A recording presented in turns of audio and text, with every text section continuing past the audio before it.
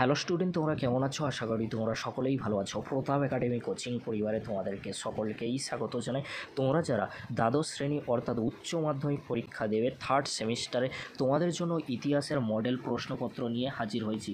এরকমই প্রশ্নপত্র কিন্তু বোর্ড থেকে আসতে চলেছে, তাই তোমাদেরকে হলো এই প্রশ্নপত্রে থাকা প্রশ্নগুলি ভালো করে প্র্যাকটিস করে নাও। উত্তর তোমরা কমেন্ট বক্সে জানিও। আর তোমরা যারা এই প্রশ্নের উত্তরগুলি নিতে চাইছো, পারচেস করতে চাইছো একেবারে ফ্রিতে, তোমাদের জন্য হোয়াটসঅ্যাপ গ্রুপ খোলা রয়েছে। হোয়াটসঅ্যাপ গ্রুপে জয়েন হয়ে এর উত্তরগুলি তোমরা পেয়ে যাবে। চলো প্রশ্নগুলি আমরা কিন্তু দেখে নেব। তোমরা যারা উচ্চ মাধ্যমিক বা ক্লাস দ্বাদশ শ্রেণীর থার্ড সেমিস্টারে পড়াশোনা করছো, থার্ড সেমিস্টারে কোন প্রশ্নগুলি আমরা আমাদের মডেল প্রশ্নপত্রে রেখেছি, তোমরা প্রশ্নগুলি ভালো করে দেখে নাও। এই মডেল প্রশ্নপত্রটি অত্যন্ত গুরুত্বপূর্ণ। তোমরা কিন্তু পরবর্তীতে অবশ্যই বুঝতে পারবে এখানে কোন প্রশ্নগুলি রাখা হয়েছে। তোমরা প্রশ্নগুলি দেখে নাও। দুয়ার্তে বার বোসা কোন দেশের পর্যটক ছিলেন? শুধু প্রশ্ন রয়েছে, উত্তরগুলি তোমরা কমেন্ট বক্সে জানিও। আর তোমরা যদি উত্তর নিতে চাও অবশ্যই হোয়াটসঅ্যাপ গ্রুপে জয়েন হয়ে যাবে। পারস্যের পর্যটকের নাম লেখো। পরবর্তী প্রশ্ন, নিকোলো কোনটি কোন দেশের পর্যটক ছিলেন? মানচিত্রে চিহ্নিত জায়গাটির নাম লেখো।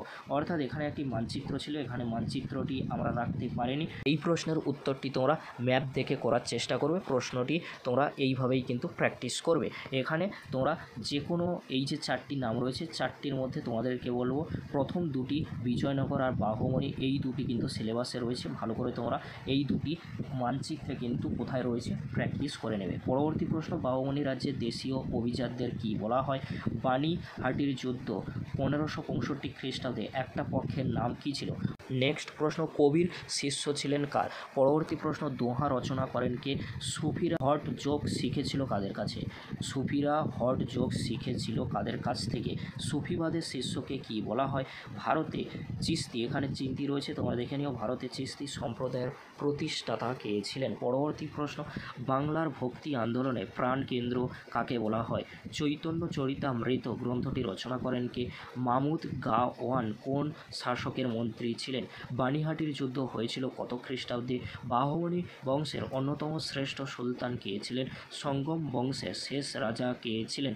বিজয়নগর রাজ্য প্রতিষ্ঠিত হয় কত খ্রিস্টাব্দে? আমুক্তমাল্যদা গ্রন্থটির কী ভাষা রয়েছে? দক্ষিণ ভারতে বাহমনি রাজা প্রতিষ্ঠা করেন কে? তোমরা ভালো করে দেখে নিও। ইনকা সভ্যতা ধ্বংস করেন কে?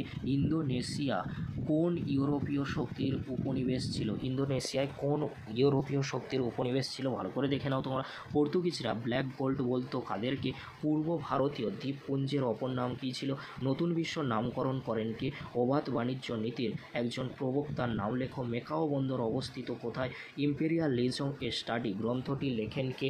টিউটনিক জাতি অংশ হলো কারা? দেখে নাও তোমরা। গন্ডমার্কের সন্ধি বা গন্ডমার্কের সন্ধি হয়েছিল কত খ্রিস্টাব্দে? মনরো নীতি প্রণয়ন করেন কোন দেশ? কঙ্গো ফ্রি স্টেট গঠনের প্রবক্তা ছিল কোন দেশ? ইয়ান দাবুর সন্ধি হয়েছিল কত খ্রিস্টাব্দে?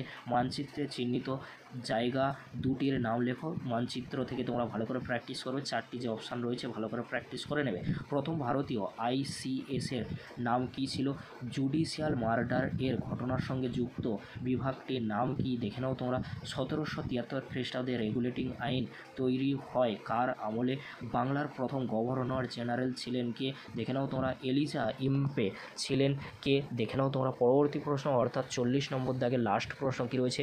আধুনিক পুলিশি ব্যবস্থার জনক ছিলেন কে? এই 40টি প্রশ্নের মধ্যে দুটি ম্যাপ পয়েন্টিং রয়েছে, অর্থাৎ মানচিত্র দেখে। সেই দুটি প্রশ্ন বাদে 38টি প্রশ্নের উত্তর তোমরা কমেন্ট বক্সে জানাবে। দুটি মানচিত্র যে রয়েছে ওটা তোমরা ভালো করে বাড়িতে প্র্যাকটিস করো। আর 40টি প্রশ্নের উত্তর পেতে হোয়াটসঅ্যাপ গ্রুপে জয়েন হয়ে যাও। ভিডিওটি দেখার জন্য তোমাদেরকে অসংখ্য ধন্যবাদ।